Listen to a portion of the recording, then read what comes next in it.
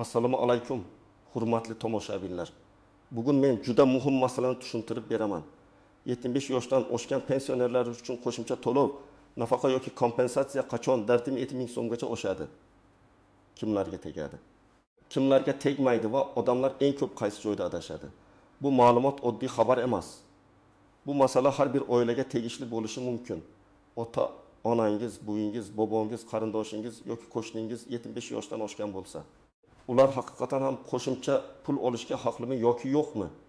Buni bilib qo'yish kerak. Chunki ko'pchilik 75 yoshdan o'tsam, avtomatik yirtim 2 ming so'm qo'shilar ekan deb o'ylaydi. Aslida esa hammasi bundan ancha murakkabroq. Videoni oxirigacha ko'ring. Chunki men bugun kimlar xavotir olish kerak, kimlar o'rtoqcha yurmaslik kerak, qaysi hujjatlar kerak bo'lishi mumkin. Pul qaysi oydan to'lanishi mumkin va rad javobi olsa nima qilish kerakligini sodda tilda tushuntiraman. Kanalga ozroq obuna bo'ling, videoga like bosing. Chunki bunday ma'lumotlar aynan vaqtida yetib borsa, odamlar o'z haqini yo'qotmaydi. Avvalo, asosiy masalani ajratib olaylik. 75 yoshdan oshgan pensionerlar haqida gap ketganda odamlar 3 ta narsani bir-biri bilan aralashtirib yuboradi. Birinchisi pensiyaning o'zi. Ya'ni odam mehnat staji, ish haqi, sug'urta badallari yoki qonunda belgilangan boshqa asoslar bo'yicha oladigan asosiy pensiya. Bu har oy keladigan pensiya summasi. Ikkinchisi pensiyaga ustama yoki qo'shimcha to'lov. Ayrim toifadagi pensionerlarga yoshi, sog'ligi, nogironligi, xizmatlari yoki boshqa ijtimoiy holati sabab qo'shimcha pul qo'shilishi mumkin. Uchinchisi parvarishga muhtoj yolg'iz keksalar. Nogironligi bo'lgan shaxslar yoki ijtimoiy himoyaga muhtoj fuqarolar uchun ajratiladigan yordamlar. Mana shu 3-yo'nalishda ko'pincha BXM so'm degan raqam tilga olinadi.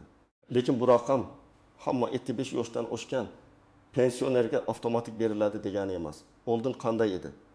Oldin ko'plab ijtimoiy yordamlar yoki kompensatsiyalar miqdori ancha past bo'lgan, ayrim to'lovlar esa mahalla tibbiy xulosa. Yolg'izlik holati parvarishga muhtojlik darajasi kabi omillarga qarab tayinlangan. Odamlar ko'pincha buni bilmagan, hujjat topshirmagan, menga baribir berishmaydi deb o'ylagan yoki aksincha, men 75 yoshdaman. Demak olishim shart deb noto'g'ri xulosa qilgan. Hozir nima o'zgardi? Asosiy o'zgarish shundaki, ijtimoiy himoya tizimida keksalarni alohida qo'llab-quvvatlashga e'tibor kuchaydi. Yoshi katta, ayniqsa 75 yoshdan oshgan, yolg'iz yashaydigan, parvarishga muhtoj yoki daromadi yetarli bo'lmagan pensionerlar bo'yicha alohida mexanizmlar ishlay boshladi. 4 ming so'mgacha oshirish masalasi ham shunday yordamlar doirasida ko'riladi. Lekin yana qaytaraman. Bu oddiy pensiyaning hammasi uchun umumiy oshirilishi emas. Bu muayyan shartlarga bog'liq qo'shimcha to'lov bo'lishi mumkin. Asosiy qism 1 nimalarni bilish kerak? Kim xavotir olishi kerak va kim xavotir olmasligi kerak? Men birinchi navbatda tomoshabinlarga shuni aytaman. 75 yosh juda muhim chegara, lekin yagona shart emas. Ya'ni fuqaro 75 yoshga to'lgani uchun davlat uni e'tibordan chetda qoldirmaydi. Lekin to'lov tayinlanishida odatda yana boshqa holatlar ham tekshiriladi. Masalan, pensioner yolg'iz yashaydimi yoki farzandlari bilan birga yashaydimi? U o'zi parvarish qila oladimi yoki doimiy yordamga muhtojmi? Nogironlik guruhi bormi? Tibbiy xulosa bormi? Uning nomida daromad manbalari, katta mol-mulk, biznes yoki boshqa rasmiy tushumlar bormi? Mahalla va ijtimoiy xodimlar tomonidan uning ahvoli o'rganilganmi? Birinchi misol, 78 yoshli onaxon yolg'iz yashaydi. Farzandlari boshqa viloyatda, lekin doimiy yordam bera olmaydi. Onaxonning pensiyasi 800 ming so'm atrofida. U yurishda qiynaladi. Dori-darmonga doimiy xarajat qiladi. Uyiga ijtimoiy xodim kelib, holatini o'rganadi. Tibbiy hujjatlarda parvarishga ehtiyoj borligi ko'rinadi. Mana shunday holatda 4 ming so'mgacha qo'shimcha yordam yoki kompensatsiya masalasi ko'rib chiqilishi mumkin. Bu yerda asosiy omil faqat yosh emas, balki yolg'izlik, ehtiyoj, sog'liq holati va ijtimoiy himoyaga muhtojlikdir. Ikkinchi misol, 76 yoshli otaxon o'g'li va kelini bilan yashaydi. Pensiyasi 1 ming so'm. O'g'li rasmiy ishlaydi, oilada barqaror daromad bor. Otaxon sog'lomroq, o'zini o'zi eplaydi, doimiy parvarishga muhtoj emas. Bunday vaziyatda odam, men 75 dan oshdim, 4 ming so'mni talab qilaman desa, masala avtomatik hal bo'lmaydi. Chunki qo'shimcha to'lov ehtiyoj mezonlariga bog'liq bo'lishi mumkin. Bu odam umuman hech narsaga haqli emas degani emas. Lekin aynan 4 ming so'mlik yordam uchun shartlar mos kelmasligi mumkin. Uchinchi misol, Tam 2 yoshli bu yolg'iz emas, lekin nogironligi bor. Farzandlari bor, ammo o'zlari ham og'ir sharoitda. Bu doimiy dori ichadi. Yurak xastaligi bor. Ko'zi yaxshi ko'rmaydi. Bu yerda masala chuqurroq o'rganiladi. Chunki farzand bo'lgan har doim yordam rad etiladi degani emas. Farzandning real imkoniyati, pensionerning sog'liq holati, uy sharoiti, boshqa ijtimoiy omillar ham qaraladi. Shuning uchun men doim aytaman, qo'shnimga berishmadi, demak menga ham berishmaydi. Yoki falonchiga berishdi, demak menga ham berishlari shart deb xulosa qilmang. Har bir ish alohida ko'riladi. 4-misol. 75 yoshga endi to'lgan pensioner bor. U shu oyning 10 sanasida 75 yoshga to'ldi. U shu oyning o'zidayoq dartin-behmi qo'shiladimi deb so'raydi. Odatda bunday to'lovlar tayinlash tartibiga bog'liq bo'ladi. Ariza qachon berildi? Hujjatlar qachon tasdiqlandi? Tizimga qachon kiritildi? Qaror qaysi sanadan kuchga kiradi?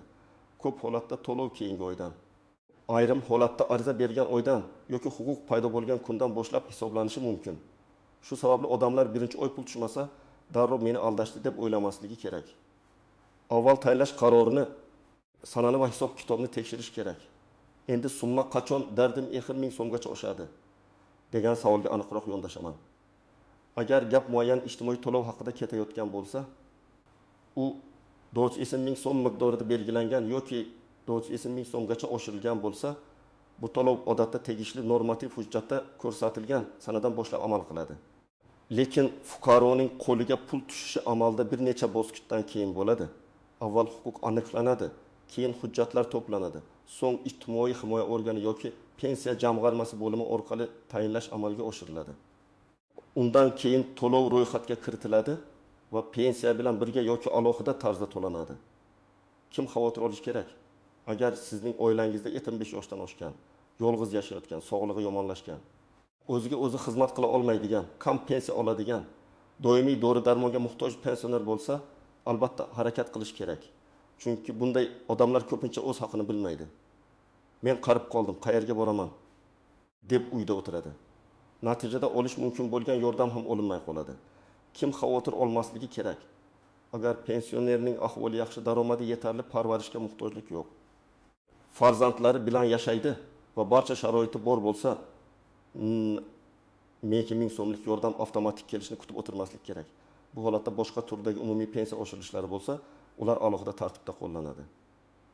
Lekin aynan ehtiyojga bog'liq qo'shimcha to'lov uchun mezonlar tekshiriladi. Endi eng ko'p uchraydigan xatolarga o'tamiz. Birinchi xato 70 yoshdan oshganlarning barchasiga dardi 70 beriladi degan gap. Bu gapni eshitgan odamlar mahallaga, pensiya bo'limiga yoki ijtimoiy himoya idorasiga borib, nega menga bermayapsizlar deb janjal qiladi. Aslida to'lov turi, shartlari va tayinlash asosi bor. Agar siz qaysi to'lov haqida gap ketayotganini bilmasangiz, talabni ham to'g'ri qo'ya olmaysiz. Ikkinchi xato, farzandim bor, demak menga hech narsa berilmaydi deb o'ylash. Bu ham har doim to'g'ri emas. Ba'zi yordam turlarida farzandlar borligi hisobga olinadi. Lekin farzandning real moddiy imkoniyati, yashash joyi, oilaviy sharoiti pensionerga g'amxo'rlik qila olishi ham muhim bo'lishi mumkin. Masalan, farzand boshqa shaharda yashaydi. O'zi ham nogiron farzand parvarish qilmoqda yoki ishsiz. Bunday vaziyatda pensionerning ahvoli alohida o'rganilishi kerak. Uchinchi xato, tibbiy hujjatlarni yig'maslik. Ko'plab keksalar doktor ko'rib turibdi-ku, kasalligim ma'lum-ku deb o'ylaydi. Lekin davlat organi og'zaki gap bilan qaror chiqarmaydi. Ambulator karta, shifokor xulosasi, nogironlik hujjati, parvarishga muhtojlikni tasdiqlovchi ma'lumotlar bo'lmasa, ariza zaif bo'lib qoladi. Shuning uchun men har doim aytaman, sog'liq holati pul masalasiga ta'sir qilsa, hujjat bilan tasdiqlang. 4-xato, ariza bermasdan kutish. Ayrim to'lovlar avtomatik tayinlanishi mumkin. Lekin ko'p hollarda odamning holati o'rganilishi uchun murojaat kerak bo'ladi. Siz davlat o'zi biladi deb kutib o'tirsangiz, tizim sizning real ahvolingizni bilmasligi mumkin. Ayniqsa kishi boshqa manzilda yashasa, ro'yxatda boshqa joyda tursa, farzandlarnikida vaqtincha yashasa yoki bank kartasi bilan bog'liq muammolar bo'lsa, to'lov kechikishi mumkin. 5-nozik jihat. Ro'yxatdagi manzil va real yashash joyi. Masalan, onaxon hujjatda shaharda ro'yxatda, lekin amalda qishloqda singlisining uyida yashaydi. Ijtimoiy xodim tekshiruvga hujjatdagi manzilga borsa, pensionerni topmasligi mumkin. Keyin ma'lumot tasdiqlanmadi degan holat yuzaga keladi. Shuning uchun real yashash joyi, telefon raqami yaqin qarindoshning aloqa ma'lumoti aniq bo'lishi kerak. 6-jihat. Pul 450 ming so'mgacha deyilsa, bu har doim ham aynan 450 ming degani bo'lmasligi mumkin. Ba'zi tizimlarda gacha so'zi maksimal chegarani bildiradi. Ya'ni shaxsning toifasi, ehtiyoj darajasi yoki boshqa to'lovlari hisobga olinib, miqdor farqlanishi mumkin. Agar normativ hujjatda 400 ming so'm miqdorida deb yozilgan bo'lsa, bu boshqa. Agar 400 ming so'mgacha deyilsa, demak hisoblash tartibini ko'rish kerak. Tomoshabinlar aynan shu so'zga e'tibor bersin. 7-jihat. Pensiya o'shishi va qo'shimcha yordamni ajratib olish. Masalan, prezident farmoni bilan pensiyalar umumiy tartibda oshirilsa, bu barcha pensionerlarga ularning pensiya turiga qarab ta'sir qilishi mumkin. Lekin 75 yoshdan oshganlarga 1,2 ming so'm deyilgan xabar alohida ijtimoiy yordam bo'lsa, u umumiy pensiya oshishidan farq qiladi.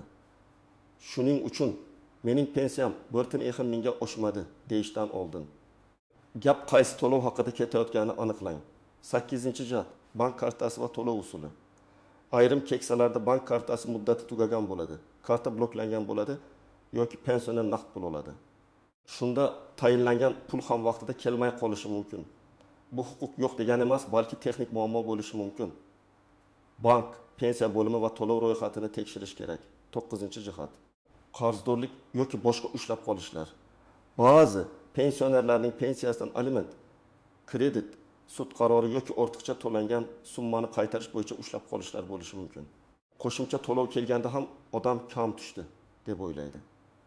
Bunday paytda hisob varaqdan ko'chirma olib, qaysi summa kelgani va nimaga ushlanganini aniqlash kerak.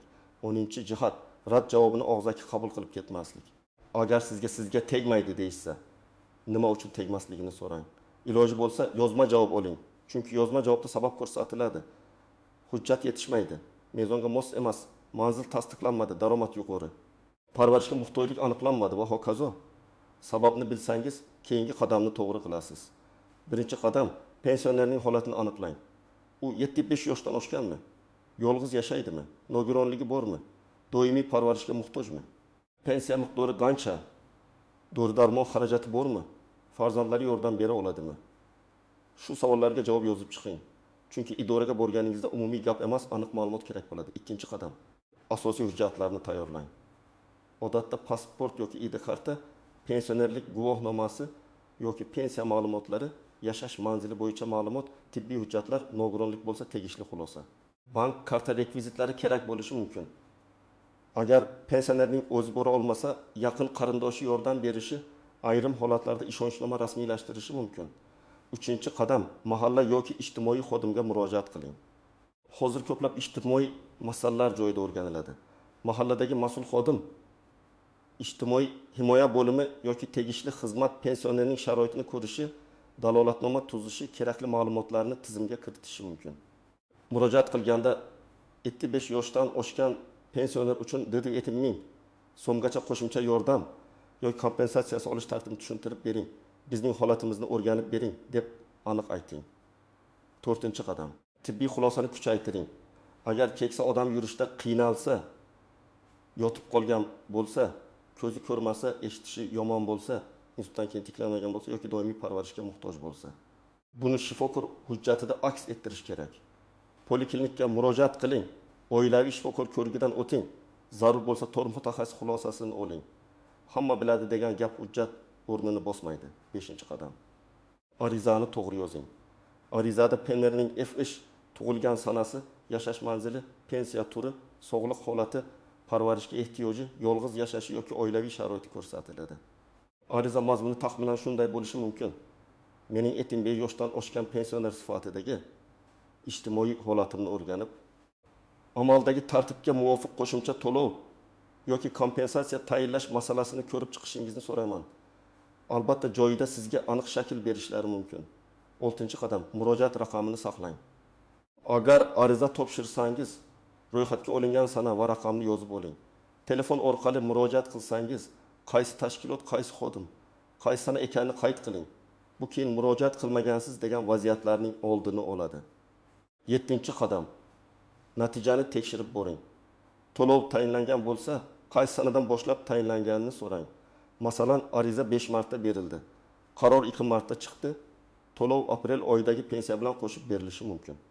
Ba'zan birinchi oyda 2 oy uchun hisoblanishi ham mumkin. Ba'zan faqat keyingi oydan tushadi. Buni taxmin bilan emas, qaror va hisob-kitob bilan aniqlang. 8-qadam rad etilsa, sababini o'rganing. Agar sizga berilmaydi deyishsa, darhol umidsizlanmang. Sabab hujjat yetishmagani bo'lishi mumkin. Masalan, tibbiy xulosa yo'q, yashash manzili tasdiqlanmagan, pensioner yolg'iz deb ko'rsatilmagan, bank rekviziti xato. Bular tuzatiladigan narsalar. Agar haqiqatan ham mezonlarga mos kelmasangiz, unda boshqa yordam turlarini so'rashingiz mumkin. Dori-darmon yordami, oziq-ovqat ko'magi, ijtimoiy xizmat, uyda parvarish xizmati va boshqa imkoniyatlar. 9-qadam. Keksa odamning o'zini yolg'iz yubormang. 75 yoshdan oshgan odam idoralarda qiynalishi mumkin. Hujjatlarni tushunmasligi, navbatda turishga ho'l yetmasligi, savol berishga tortinishi mumkin. Shuning uchun farzand, navra yoki ishonchli qo'shni yordam bersin. Lekin hujjatlarda yolg'on ma'lumot bermang. Yolg'on ma'lumot keyin to'lovni qaytarish, jarima yoki boshqa muammolarga olib kelishi mumkin. 10-qadam. Rasmiy manbani kuzating. Ijtimoiy tarmoqlarda hamma pensionerga ayda 1000 berilar ekan. Faqat bugun ariza topshirish kerak ekan. Falon tanish orqali tezlashtirib beramiz degan xabarlar ko'p bo'ladi. Bunday gaplarga ehtiyot bo'ling. Pensiya jamg'armasi, Ijtimoiy himoya milliy agentligi, mahalliy hokimlik, Mypogub.uz yoki rasmiy qol markazlar orqali aniqlashtiring. Hech kimga pul berib tezlashtirishga urinmang. Haqingiz bo'lsa, qonuniy tartibda olasiz. Yana bir muhim maslahat. Agar pensioner 75 yoshga to'lgan bo'lsa, lekin siz hozircha hech qanday qo'shimcha pul kelmaganini ko'rsangiz, birinchi navbatda vahima qilmang. Pensiya varaqasini tekshiring, bank tushumlarini ko'ring, so'ng mahalla yoki pensiya bo'limidan izoh oling. Ba'zan pul tushgan bo'ladi, lekin odam uni pensiyaning ichida sezmaydi. Ba'zan esa umuman tayinlanmagan bo'ladi, chunki ariza yoki o'rganish bo'lmagan. Har ikki holatda ham tekshirish kerak. Demak, hurmatli tomoshabinlar, 75 yoshdan oshgan pensionerlar uchun darmayda 1000 so'mgacha to'lov masalasida eng asosiy xulosa shuki, bu hamma uchun avtomatik pensiya oshishi degani emas. Bu ko'pincha ijtimoiy holat, parvarishga muhtojlik, yolg'izlik, sog'liq va boshqa mezonlarga bog'liq qo'shimcha yordam bo'lishi mumkin. Pul qachondan tushishi esa huquq paydo bo'lgan sana, ariza topshirilgan vaqt, hujjatlar to'liqligi va tayinlash qaroriga bog'liq. Agar oilangizda 75 yoshdan oshgan keksa inson bo'lsa, bugunoq uning hujjatlarini ko'rib chiqing. Mahalla yoki ijtimoiy himoya bo'limiga murojaat qiling. Tibbiy xulosalarni tayyorlang va yozma javob olishga harakat qiling. Eng muhimi, eshitdim deyishdi. Qo'shnim aytdi degan gap bilan emas, rasmiy tartib bilan ish tuting. Sizning oilangizda 75 yoshdan oshgan pensioner bormi? Qo'shimcha to'lov oldimi yoki hali ololmadi? Izohlarda yozib qoldiring. Men tomoshabinlarning real savollari asosida keyingi videolarda yana batafsil tushuntiraman. Video foydali bo'lgan bo'lsa, albatta like bosing, kanalga obuna bo'ling va bu ma'lumotni ota-onasi, buvisi yoki bobosi bor yaqinlaringizga yuboring.